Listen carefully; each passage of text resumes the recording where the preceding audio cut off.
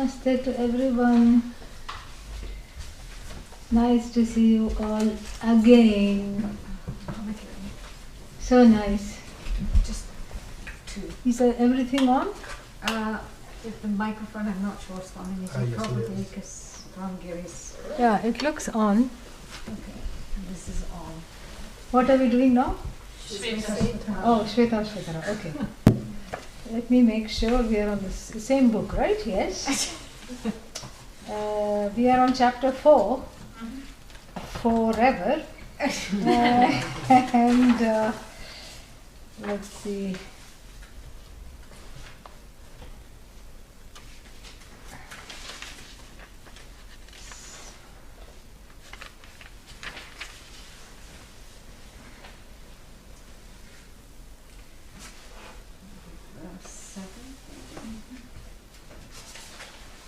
Yeah, 7 I know, but I'm deciding whether to do the 8th one or not. Yeah, that shows you it was a busy day. If the decision is made after the class is started.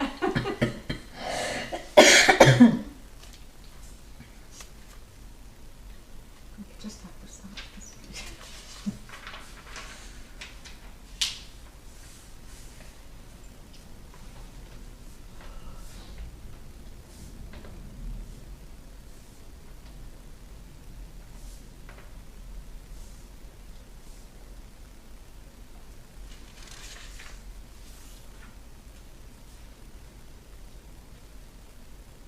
Yeah. Now, in my book, there is a funny thing going on.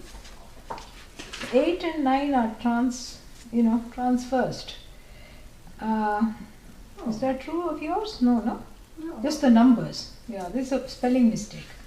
Typo. Yeah. Okay, no, got this it. is- All right, that's why I was a little bit thrown off. This whole section we will chant. We will do all that.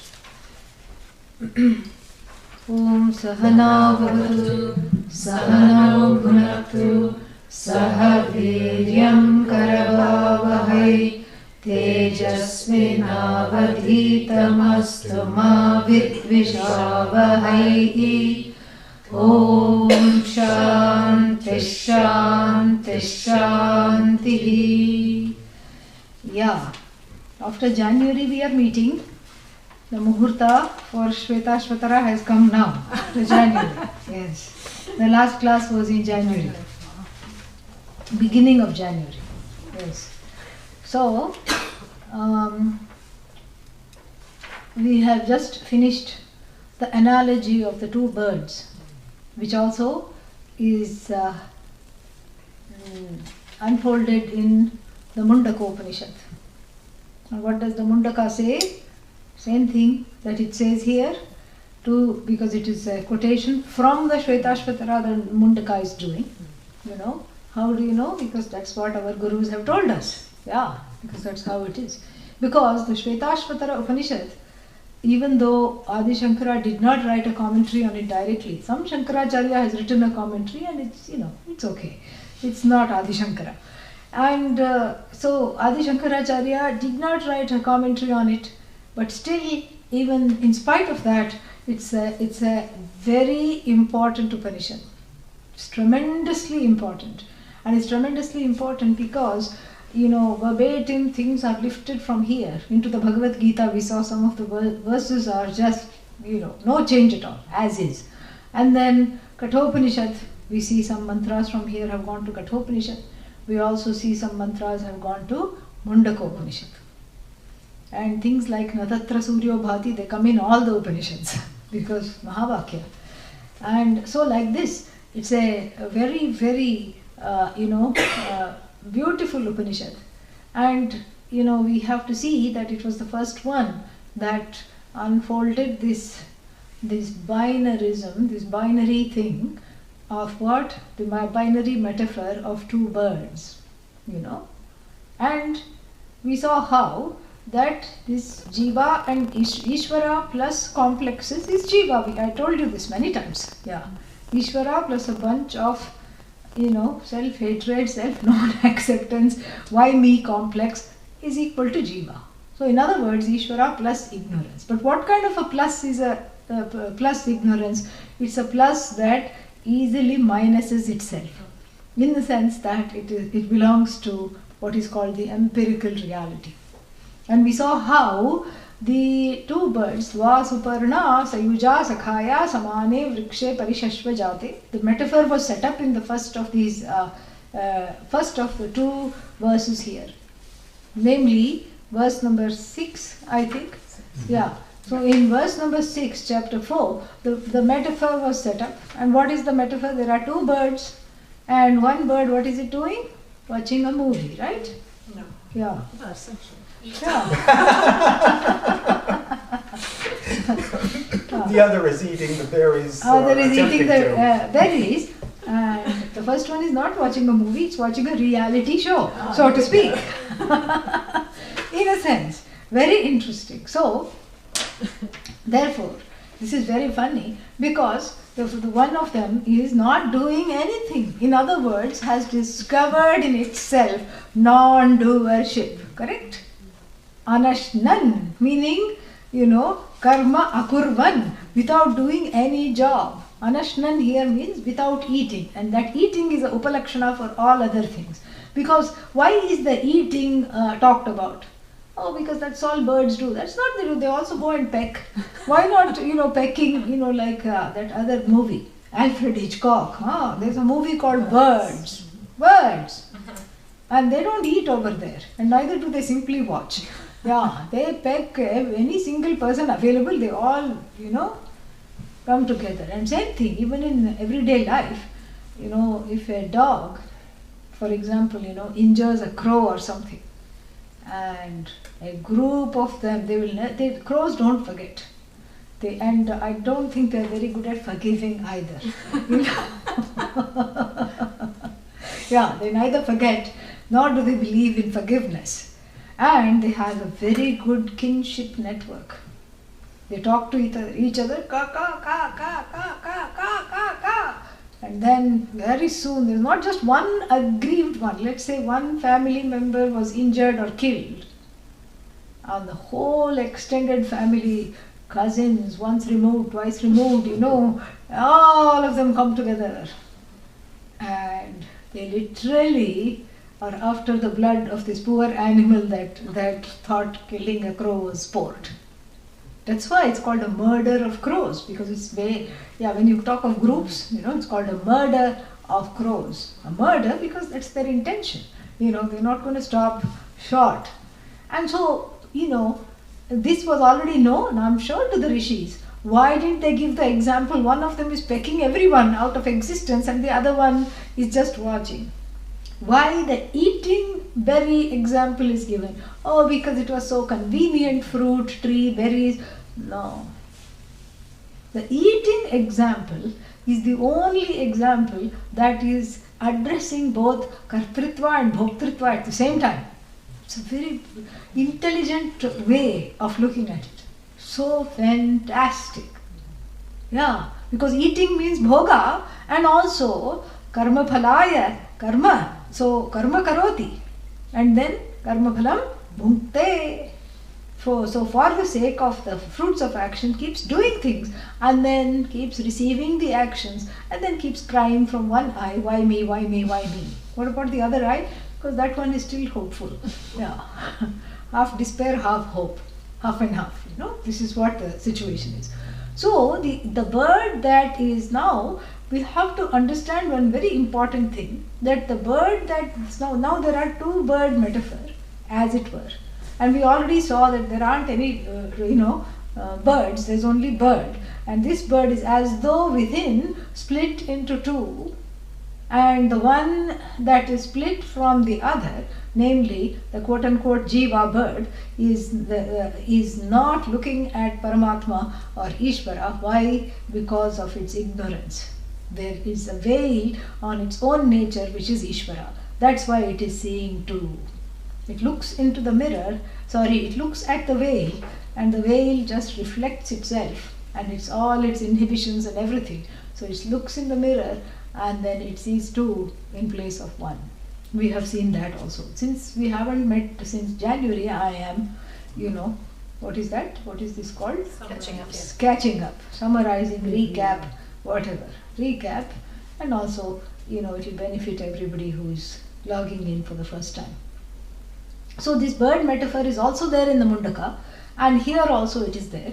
Here it is, it takes it to a slightly different direction, and a very effective and an important direction, I might add, that will become evident as the text progresses. For now, what does it do here is that first let us understand the metaphor. The metaphor is that there are two birds, and one of them is a karmaholic, karmaphalaholic, karma hog, karmaphala hog, and for the sake of karmaphala keeps doing all kinds of useless things and then gets useless results of action and feels useless. This is the first bird, correct? And this is the drishtanta, drishta sadrisham, drishtantam, here. And so what is the darshtanta? What is it that's exemplified by this bird that is lonely, and by this bird that is by itself, and by this bird that is always crying? Who is the jiva? So the jiva is what is the darshtanta. And what about the other bird? Ishvara, obviously. The one who neither does nor reaps the fruit of action, because how can you reap the fruit of action if you are not acting? Correct? And then, we can't just stop here. Even though we have understood what is exemplified, here there is a very important message that there are two things that are exemplified. Not just two birds, but two layers of meaning. And one of it we have discussed at length, the sad little bird, the sad little individual, and its truth, which is Ishvara, which it is refusing to look at because of agrahanam, not understanding its own glory, and anyatha grahanam, and thinking itself to be other than what it is. We have seen all this. Now on another level this metaphor works. So basically one drishtanta and two darshtantas, two kinds of things that are exemplified. And on another level it's a treatise on the kinds of realities that get confusing. So the first bird is what? Vyavaharika satta. It exemplifies what is called Vyavaharika satta. What is Vyavaharika satta? Vyavaharika satta means the empirical reality of what? Duality. Yeah, why call it reality? Just call it duality. Yeah. Because when you say the reality of duality, or the empirical reality, or what else do we call it, transactional reality, vyavahara, which vyavahara yogya, where transaction is possible, where we can indulge in things like this, what is that called, toasted coons, macaroons, runes, we can indulge in things like this. If you are Parabrahma, all this is not even there, let alone the possibility to engage. It's not even available because it's all one. So therefore, the Vyavaharika Satta is exemplified by which bird? Sad sack. Yeah, a sad bird without any hope, keeping on doing things because that is what people do in Vyavahara. Keep on, what is Vyavahara? Vyavahara means transaction, and the reality is named transactional reality because that's all that happens. Starting from Pipilika. What is Pipilika? Yeah, yeah. So starting from the tiny little friends who are always busy. They're never, you never see an ant taking a nap. Yeah, you don't see it overeating and then just lying down. All of them are lying down on their side. Or they are sitting and meditating. No, they're always on the move, on the go. You see the worm, it's on the go. You see the moth, it's on the go. And you tell it, don't go to the flame. No, I'm going. I'm on the go. And so like this, everything is on the go. And that's why it's called transactional reality. And that is all the jivas. And then what? Then the jivas are on a planet called Earth. And the Earth is what? Not stationary. It's on the go. It's going around itself. Then it's going around the father, parent body called Sun. And the sun is also not keeping quiet. The sun is going around itself. And the whole thing is, in the Milky Way. The Milky Way is not chup chap, nicely happy, sitting. Milky Way is going around. Everything is going around. That is what is Nataraja's dance. Lord Nataraja dances. This dance, people have a wrong idea. People think, oh, when Nataraja dances, the world moves. It's not when Nataraja dances, the world moves. The movement of the world is codified in this beautiful figure called Nataraja as the intention of Bhagavan, because the whole intention of Bhagavan keeps everything on the move and everybody on the move. And if you sit in one place, you get a complex. So you keep doing, and and one day off you can't handle it. Oh, what am I going to do? Oh, it's a long weekend. Oh, I don't have anything to do. Oh, am I good enough? Oh, I better find something to do. So you have to make plans, some useless plans to go away somewhere or to, do something. So therefore, when we say transactional reality, two things are very evident. One is things are all about transaction and movement. In other words, it's a world filled with kartritva and doership, and by extension, bhoktritva, what is that? Suffering, meaning eating the fruit of action. Yeah, bhoga is not enjoyment. Bhoga is eating, reaping the fruits of whatever one has sown. So this is the situation. So the second thing when we say transactional reality, which becomes very apparent, is the fact that the transactional reality, when you say it's a qualified reality. Otherwise you should just say reality, right? Why do you say empirical reality? That means it is not reality, correct? Because reality is only one. The fact that you are qualifying it with all these high-sounding words, transactional, four-syllabic word, empirical, another four-syllabic word. So you are qualifying it with these multi-syllabic, highfalutin words, and you're, a reality that is qualified. Is it a reality? Is it the reality? No. Real means it should be non-negatable. Real means there should be only one. You can't have two realities.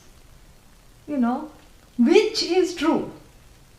Did you go out to eat or did you eat at home? You cannot say I did both. It's even if you did both, maybe afternoon you ate out and evening you ate at home or vice versa, but you cannot say you did, both. And same thing if you ask somebody, are you pregnant or not? No, I am both. Nobody can say that. Are you expecting a baby or not? So reality is just one, right? But the fact that we are qualifying this reality, we are dressing up this reality to, make excuses for it. It's transactional, vyavaharika satta. It's a type of reality. It's a typo, that's all. It's not a type at all. So, what do you mean it's a type? When did reality start to have subsets and adjectival, little, frills attached to it? Frills and borders and laces and trims. When was reality capable of being trimmed and added to? It's not. So the very fact that I am saying transactional reality itself is a clue that it is not the ultimate. Correct? That there is something else there. So what else is there? Same thing, let us get back to our, stock example. What is this? Pot. What is the true reality of pot? Clay. And when we say transactional reality, pot. What transaction is this sad little looking pot capable of? Well, don't bring it down. Don't bring it down. It's sitting on the Vyasapitha. It is a teaching pot. It's a acharya pot. And it can look down on its neighbor, which is a achar pot. Achar means pickle. Yeah. In the olden times, they used to make pickle in these kinds of glazed pots. Yeah, so it is a acharya pot, not a achar pot. Achar pot is just too spicy and And if you open it, you need to be fanned afterwards and brought back to life. You faint because all these cayenne chili peppers with occasional vegetables being pickled, vegetables and raw mango and everything. But this is acharya, Acharya means what? It is assistant to the teacher. Oh, it's assistant acharya. So therefore, this pot has a epithet. It's not just a, it's not just a small, useless pot. It has an epithet. But then what happens, now the 1 month course is over and teacher leaves town. Acharya pot might as well be Achar pot. Yeah, so anything that is qualified, you say, this is pot, what kind of pot? Acharya pot. Acharya pot when? Kabhi, kabhi. Not all the time, correct? It also has a complex that I am a kabhi, kabhi pot. Correct? So the transactional reality is Acharya pot. It is transactional because it is capable of, communicating something. And what is the Paramarthika of the pot? Paramarthika means the ultimate or the absolute reality is that it is clay, right? So we cannot say that clay and pot are synonyms. We cannot say clay and pot are antonyms. We cannot say that, wherever there is clay, there is pot. We cannot even say that. So obviously clay and pot are two different realities. One is negatable, the other is not. No, but how can you negate pot? Cognitively. Yes. The only way to negate it is cognitively. That's the only way. It is not even negated. It is folded into the other reality, which is clay. So it's a sacred expression of clay, Acharya pot, correct? And what about Achar pot? Spicy expression of clay, perhaps, correct? So therefore it is, so these two levels or whatever are, why the bird metaphor works very beautifully is because these two levels are deployed through the understanding of the birds. It's not just about Jiva and Ishvara, it's about these two realities. The everyday reality where one is embroiled in doership and, victimhood and the reality which is simultaneous, just like you see both pot and clay right here.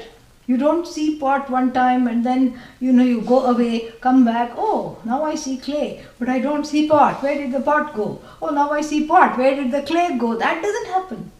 Wherever you see pot, tatra, right there, you see the clay. It's not somewhere else that you see the clay. The clay is exactly where the pot is. And so if we understand that, here also, Ishvara, bird, what does that bird which doesn't do anything symbolize? It symbolizes Ishvara, Paramarthika reality. In other words, just like the clay is the substance or the truth of the pot, or the substance with which the pot has been crafted, so too Ishvara is the substance of the entire Jagat. And the clay also, the pot also includes the knowledge of the pot, and that is also an expression. And similarly, Ishvara is not just the substance of the Jagat, but the knowledge that underlies the Jagat. Very beautiful. So these two things are happening at the same time. And in fact, there is only one thing. What is that thing? Paramarthika, the ultimate reality. There is not two things. Even though, you say, but I feel a little peckish even if I say that. I'm hungry, so that means, I need food. Yeah, it's not Paramarthika food. It's Vyavaharika food. Hunger is Vyavaharika. So these two levels are also deployed by the same metaphor very beautifully. Because when you say that, let us look now at the verse number 7 just to refresh our minds. We refresh our minds through this. Where are we? 7. Yeah. Samane vrikshe purusho nimagnaha. Nimagnaha means glub, glub, glub. What does that mean? Drowning. Drowned. Yes. Samane vrikshe. In that same tree, vriksha here is body. In that same body, what? The Purusha. Purusha means Ishvara here. That one reality alone, that one consciousness, embodied here in the form of a conscious being. Samane vrikshe purusho nimagnaha. Nimagnaha means glub, glub, glub. Why? Anishaya. This is very important. What is the story of this bird? It is Isha. But then what does it think? Anisha. And each time it thinks of itself as Anisha. It's not just thinking, it's not about positive thinking, but each time it identifies itself as Anisha. Anisha here is Vyavaharika. Correct. Anisha means on the transactional level. Each time it identifies itself as a doer and as a recipient of its own doings at the transactional level. Shochati. Shochati means what? Grivati. Grieves. Yeah. Shochati. Muhyamanaha. Confused between the two realities. That's why it is crying. Because the teaching in the Bhagavad Gita begins how? Arjuna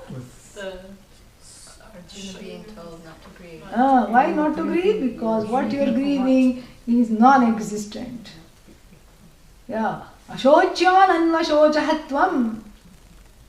That which is not to be grieved, you are grieving. What do you mean it's not to be grieved? Because this is dear to me. Yeah, that's dear to you because you have a sangha. Not a sangha, a sangha. You have an association with it which is based on falsehood. And the Panchadashikara very ruthlessly gives an example of this in the 4th chapter, which we have actually studied a long time ago. And you know what he says? He says that there was a family, correct? And there were 2 families, and both their sons had gone off to the village, from the village to the town to study, for study or work. And in those days, no SMS, no Twitter, nothing. And all that is there is somebody coming from the town in a bullock cart and then giving the news. So somebody comes from town and says, what? This such and such a family, one of those 2 families, your son has perished in an accident. Oh, they cry. My son, he was so wonderful, such a young age. How could he have passed away like this and so far away from us? This is not acceptable. And then what does the other family, who happen to be their friends, they hold them and console them. They console them and they say that Bhagavan's will, you cannot do anything. This is how it had to be. And we are very sorry that it had to be you. We wish it did not happen to anyone. And then 2 weeks later, so everything, they are crying, they are grieving, and people are bringing food and people are helping them overcome their grief. And then 2 weeks later, another person comes from the village and says, no, there was a mistake and a young man did die, but actually it's the other couple's son. And the other couple, they were taking care of all the arrangements and helping this family pull through and going to their house and, quoting the Gita and then bringing them out of this. And suddenly, the other family were rejoicing now. And then they were consoling this family. And then, Swami Vidyaranya asks in 4th chapter, this is what is the cause for sorrow is because there is an identification.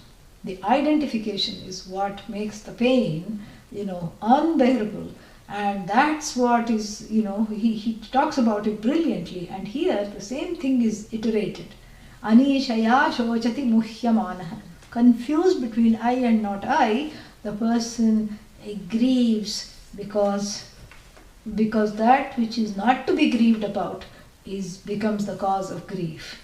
But how can you say it's not to be grieved about? This is, my mother, this is my father, this is my child, this is my, sister, this is my brother, this is what one thinks.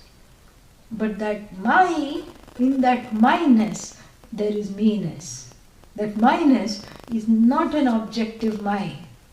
You can say that this is my glass, my pair of glasses. Okay. This was my pair of glasses.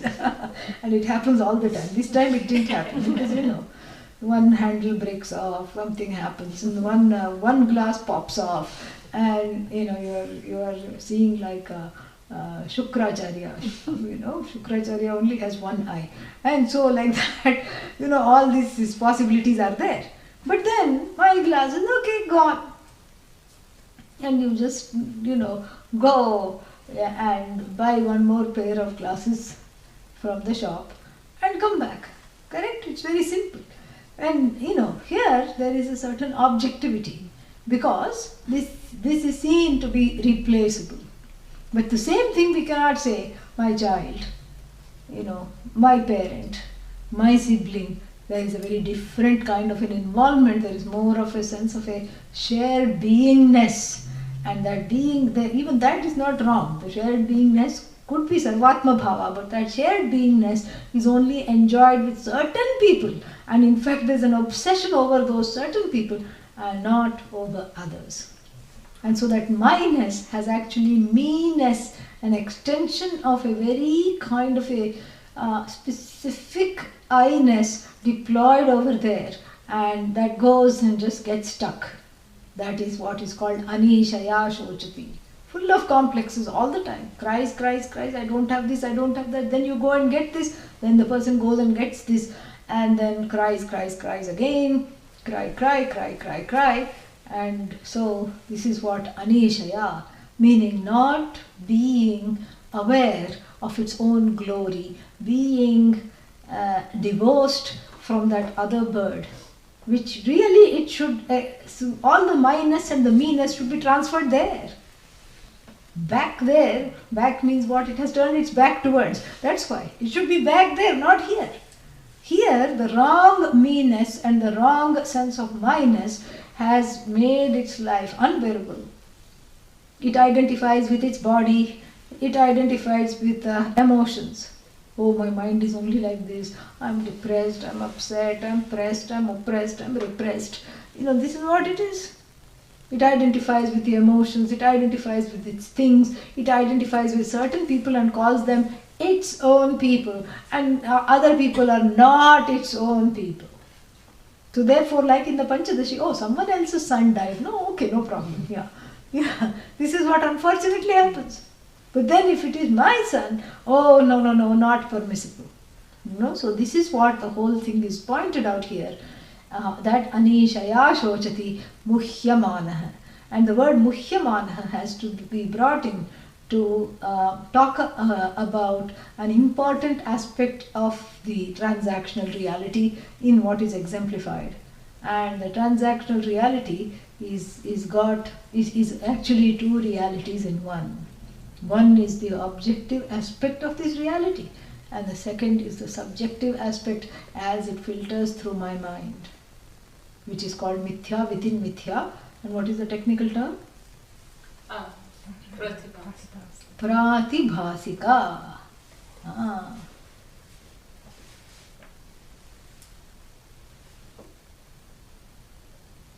So pratibhasika. Pratibhasika means a subjective reality within the empirical reality based on the doer/recipients, ragadveshas, how they filter this reality. So every jiva is making colored glasses and wears them also based on one's own fears and tears, raga and dveshas. So first there is the objective reality as Ishvara made. Then there is the reality as I see it. And my vision is occluded by my, great set of likes and dislikes. My vision is completely blocked, so I see what I want to see. Wherever there is love, I see non-acceptance. I replace it.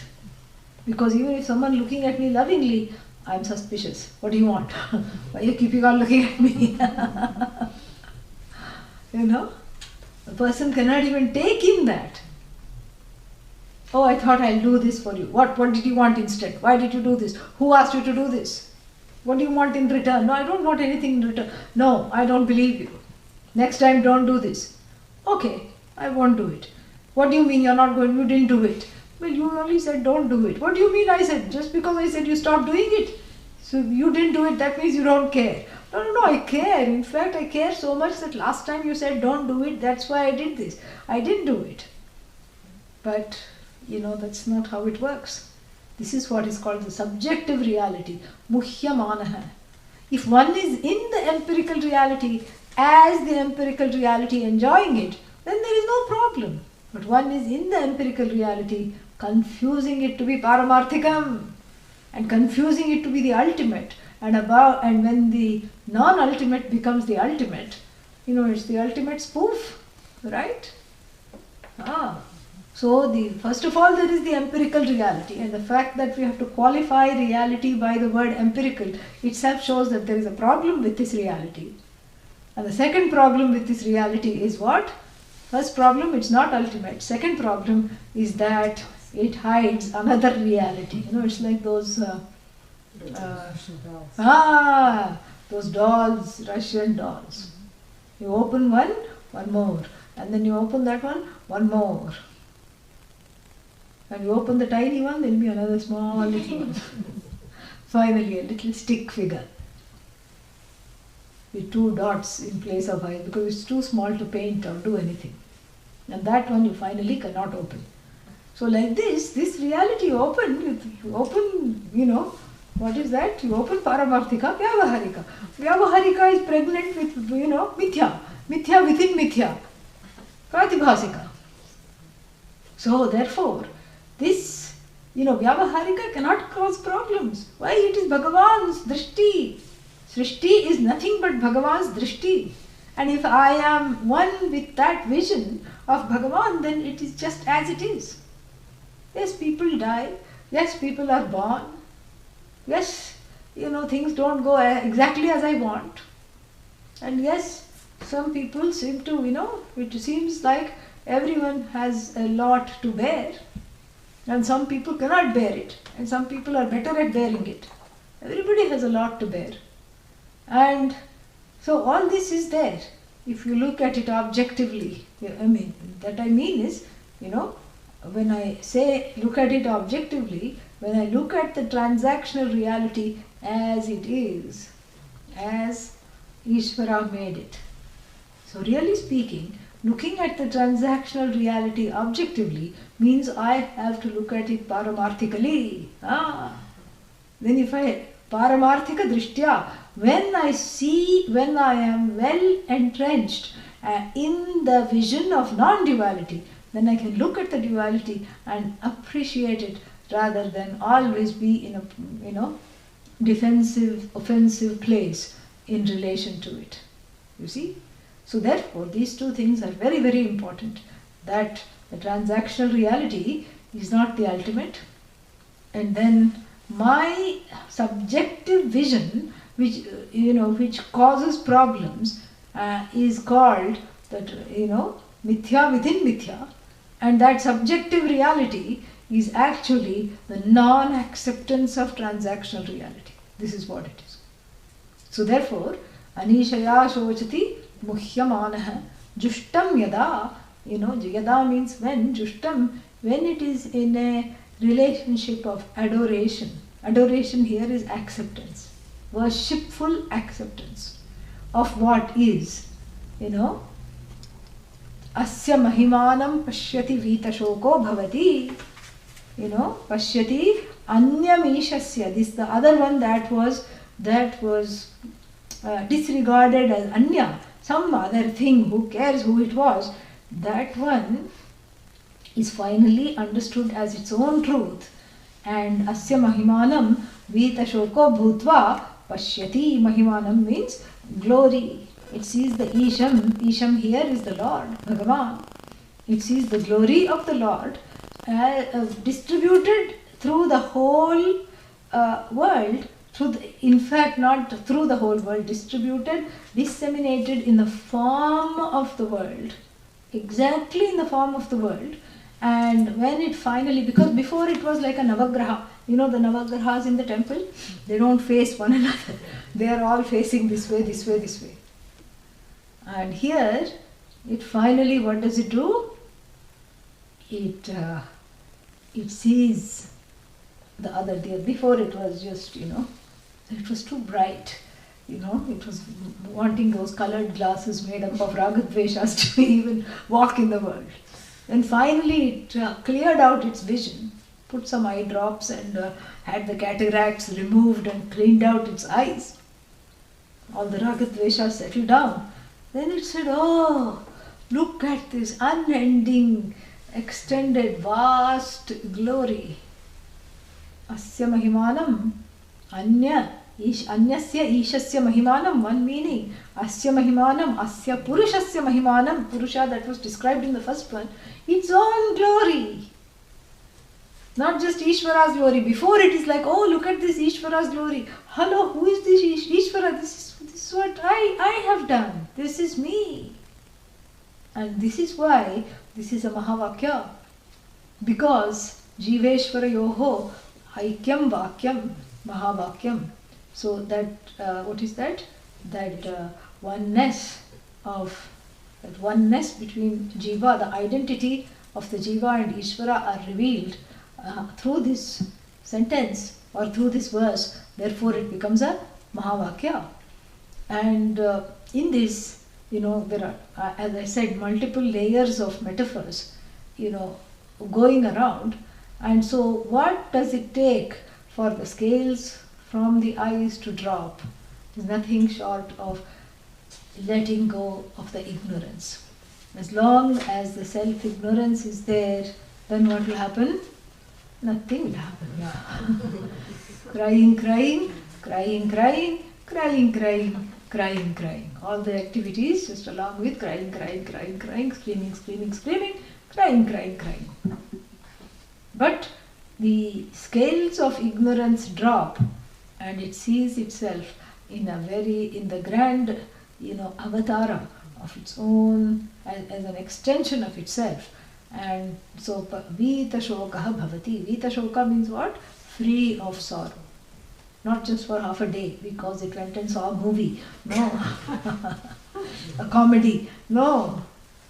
All the time because that's its Swarupa. Shoka is an imposter. Shoka means sorrow. Sorrow is an imposter. Vita Shoka means, Vigataha Shokaha Yasmat, from whom the Shoka has departed. That is what the whole thing is. And you see, this is a very important Mahavakya coming in the form of these two birds, because much of the neo-Vedantic literature and even Buddhist literature just stops short of witnessing. Witness. What is the second bird doing? Witnessing. The first bird is running around, hoarding berries, and then having a cold storage of berries, and then putting the berries in the berry bank, and then saving some, writing a trust fund for its grandchildren and children, and saving some more berries for the next generation, correct? Mm-hmm. And what is the second bird doing? Abhichakashi. Abhichakashiti means it just simply watches. And this has become a catchphrase, watch the mind. Witness, witness, witness. Even Christians have started to use the phrase bearing witness, although there it means converting someone else. Yeah. Yeah.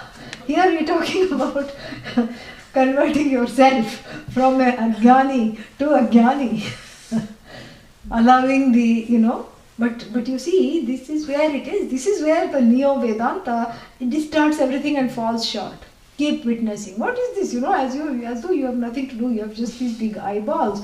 And keep looking, keep looking, keep looking. Keep on looking. Watch the body. Oh, I'm having a few, involuntary movements, must be restless. Yeah, keep watching. Oh, look at that hand. Oh, look at that hand. Oh, look what it is doing.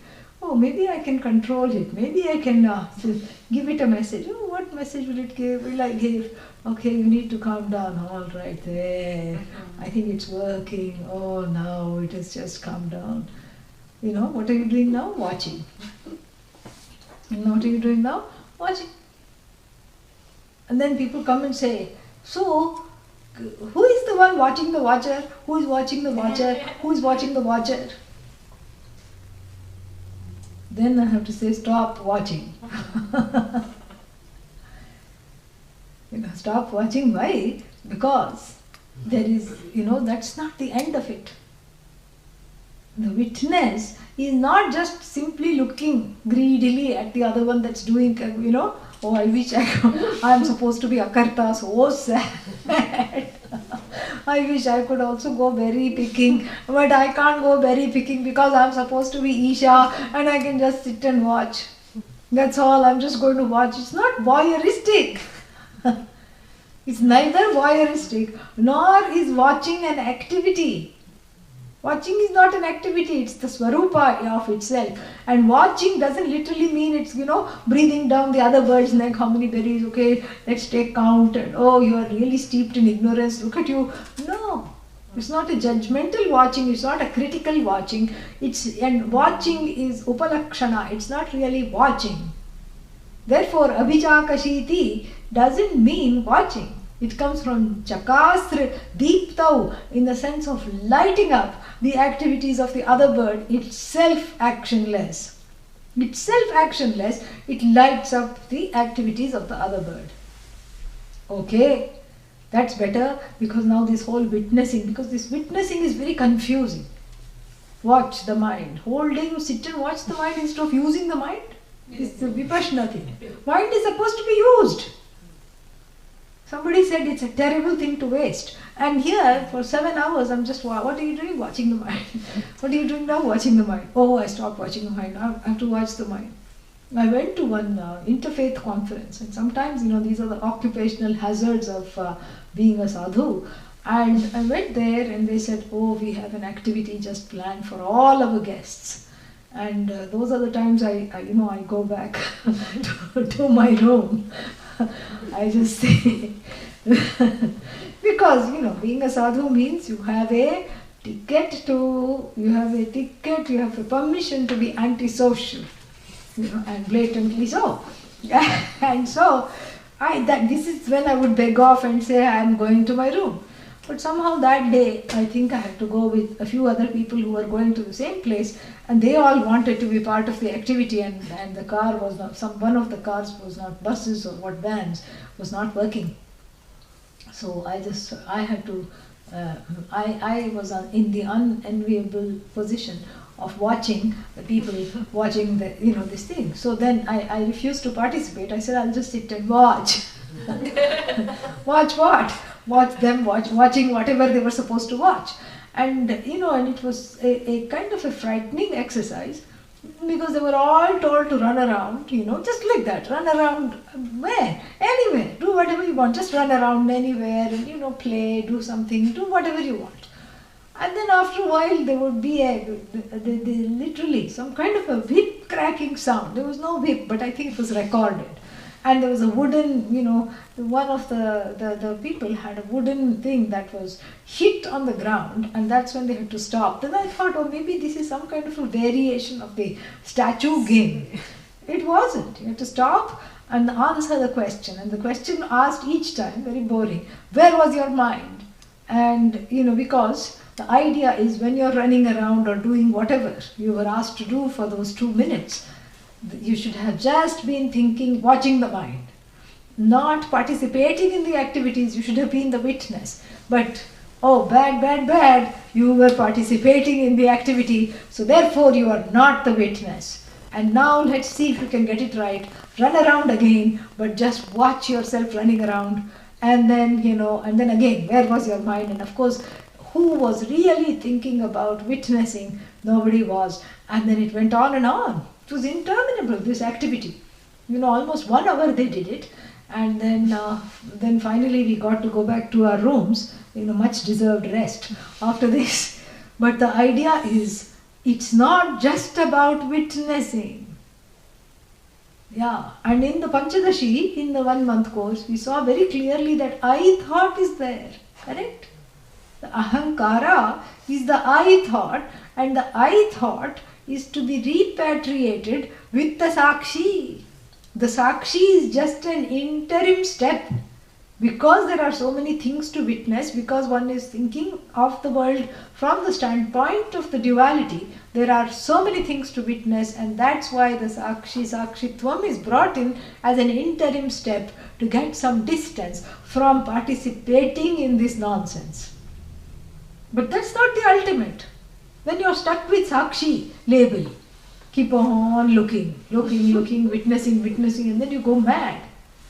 That's not the point. That who is the one who is the witness of the Vyavaharika and of the Pratibhasika, that yes, those two you witness, but that's not the ultimate. That witnessing resolves into the knowledge of its own Swarupa and its own glory. And that is the point of this witnessing. Otherwise there is no Mahavakya.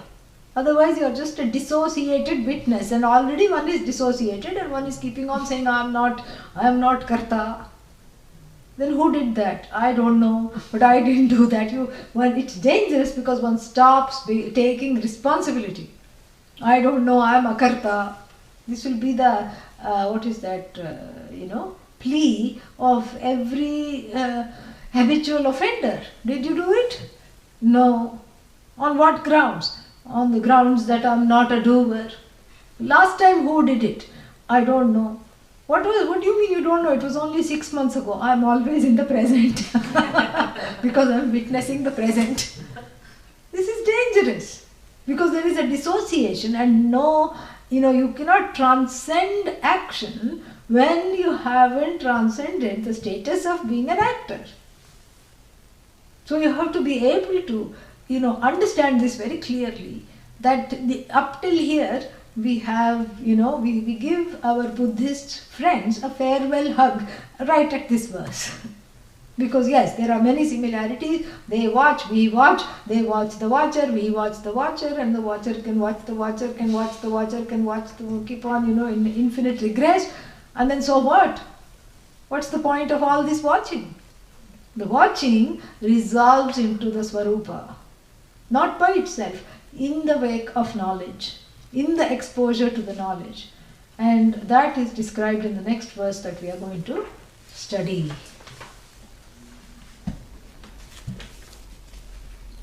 So, 8th one we are going to skip. Chandamsi yajñāha kratavo vratani. Chandamsi yajñā kratavo vratani. Chandamsi yajñā kratavo vratani. Chandamsi yajñā kratavo vratani. One verb was followed up. Chandamsi yajñā kratavo vratani. Chandamsi yajñā kratavo vratani. Bhutam bhavyam yacca veda vadanti. Bhutam bhavyam yacca veda vadanti. Asman mayi srijate vishvametat. Asman mayi srijate vishvametat. Tasminschanyo mayaya sanniruddhah.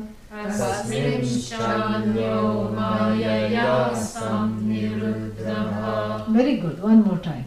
Chandamsi yajñāh kratavo vratani. Chandamsi yajñā kratavo vratani.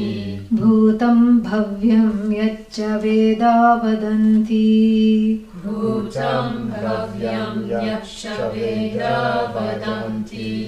Asman mayi srijate vishvametat.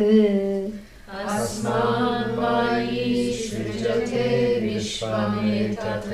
Tasminschanyo mayaya sanniruddhah. Tasminschanyo mayaya samniruddhah. Yeah, this one and the next one, 9 and 10, perhaps one of the most important ones in the whole Upanishad.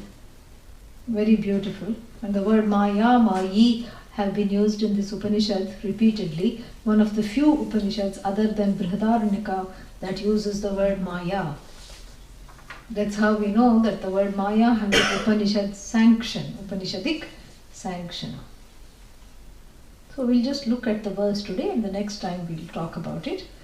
So here, let's go to the main word, Mayi.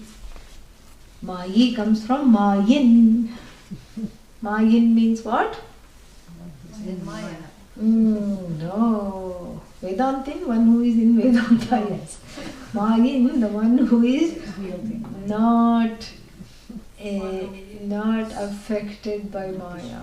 The wielder of Maya, who is unaffected by Maya, magician-like. Mayi. That is the main word. So what does this Mayu do? Mayi do? Asrijat Vishwam etat. This whole world, this whole Vishwa. Vishwa means the Vividha Pratyaya Gamyam. That which is understood through many cognitions, many means of knowledge. Because this universe is not a simple thing. You know, there are things to taste, things to smell and taste like everyday food.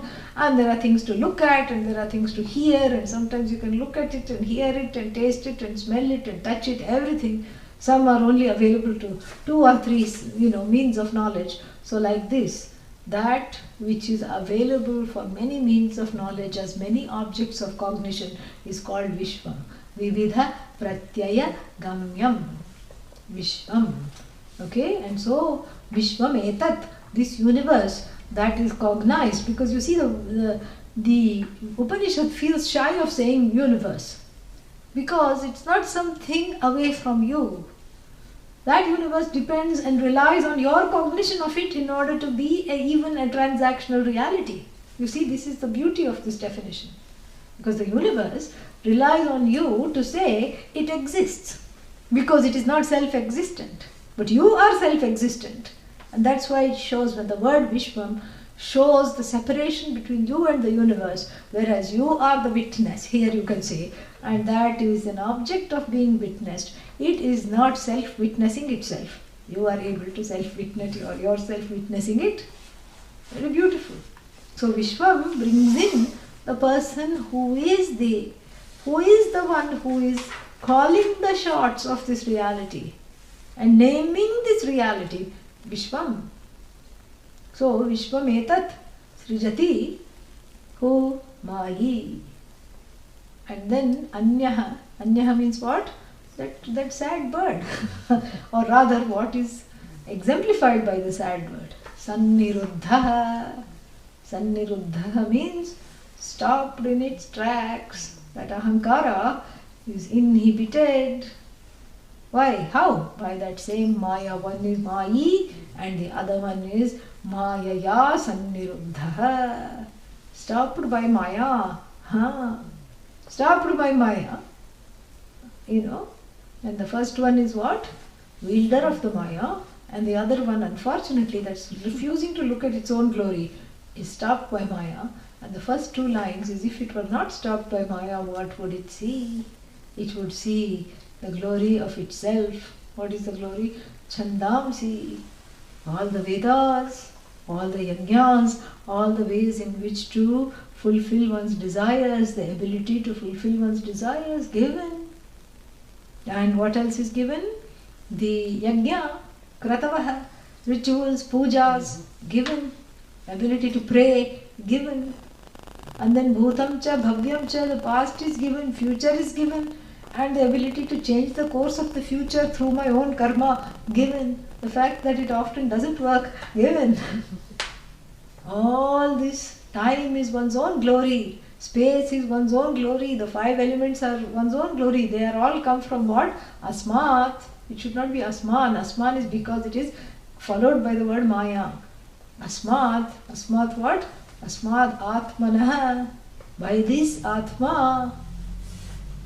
This Atma alone, the whole thing has come. And everything has been created by the one who is refusing to look at it as its own creation. Why? Because it has been bound in one corner, as it, so to speak, by the chains, the so-called chains of Maya. How to untangle that? That we shall see next time. But when is next time? That also I'll tell you next time. May. Next time is May.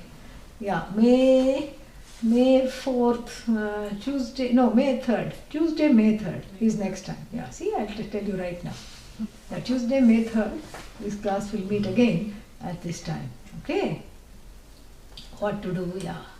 But there are other classes coming up in April. You can do that. What are we doing now? Meditation. Meditation. Okay, we'll do that. We'll say the closing prayer. Before, there are some questions. Can you please post the text? Text should be here in the, or maybe because of 1 month course we took it out. It'll go back up. It'll go back up. Yeah, no problem.